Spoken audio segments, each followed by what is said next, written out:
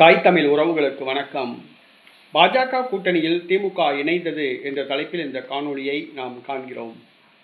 பாரதிய ஜனதா கட்சியை மதவாத கட்சி, தீய சக்தி என்று கூறுகிற இந்த திமுக ஒரு காலத்தில் பாரதிய ஜனதா கட்சியுடன் தான் கூட்டணி அமைத்து தேர்தலை சந்தித்தது, வெற்றி பெற்றது என்பது தமிழக மக்கள் தெரிந்து கொள்ள வேண்டும்.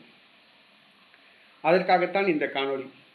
பாரதிய ஜனதா கட்சியை தீண்டத்தகாத கட்சி, மதவாத கட்சி என்று கூறிக்கொள்கிற இதே திமுக 1999ஆம் ஆண்டு அதே பாரதிய ஜனதா கட்சியுடன் கூட்டணி வைத்து ஒரு பாராளுமன்ற தேர்தலையும் ஒரு சட்டமன்ற தேர்தலையும் சந்தித்தது.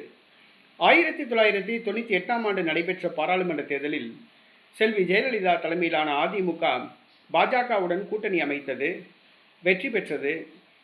பாஜக சார்பில் வாஜ்பாய் பிரதமராக பதவியேற்றார். அதிமுக சார்பில் ஒரு சில அமைச்சர்கள் மத்திய அமைச்சரவையில் இடம்பெற்றனர். ஆனால் செல்வி ஜெயலலிதாவுக்கு கொடுக்கப்பட்ட வாக்குறுதியை பாரதிய ஜனதா கட்சி நிறைவேற்றாத காரணத்தினால் செல்வி ஜெயலலிதா பாஜகவுக்கு எதிராக திரும்பினார். இந்தியாவில் உள்ள அரசியல் கட்சிகள் அனைத்தையும் ஒன்று திரட்டி 1999ஆம் ஆண்டு ஏப்ரல் மாதம் வாஜ்பாய் ஆட்சியை கவிழ்த்தார். நம்பிக்கையில்லா தீர்மானம் கொண்டு வரப்பட்டது. அப்பொழுது அதிமுக பாஜக கூட்டணியிலிருந்து விலகி இந்த தீர்மானத்தை கொண்டு வந்தது.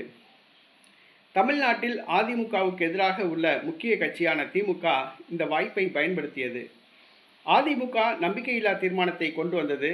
திமுக பாஜக கூட்டணியில் உடனடியாக தன்னை இணைத்து கொண்டு நம்பிக்கையில்லா தீர்மானத்தை எதிர்த்தது.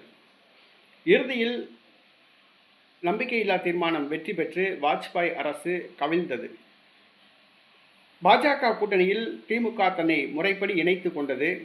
1999ஆம் ஆண்டு நடைபெற்ற பாராளுமன்ற தேர்தலில் திமுகவும் பாஜகவும் கூட்டணி அமைத்து போட்டியிட்டன. அந்த கூட்டணி மிகப்பெரிய வெற்றி பெற்றது. மீண்டும் வாஜ்பாய் பிரதமரானார். திமுகவை சார்ந்த முரசொலி மாறன் உள்ளிட்ட சிலர் அமைச்சர்களாக பொறுப்பேற்றனர்.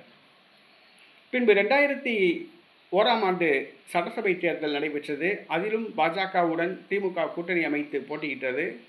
ஆனால் சட்டசபை தேர்தலில் தோல்வி அடைந்தது. கருணாநிதி முதலமைச்சர் பதவியிலிருந்து விலகினார். செல்வி ஜெயலலிதா முதலமைச்சராக பொறுப்பேற்றார்.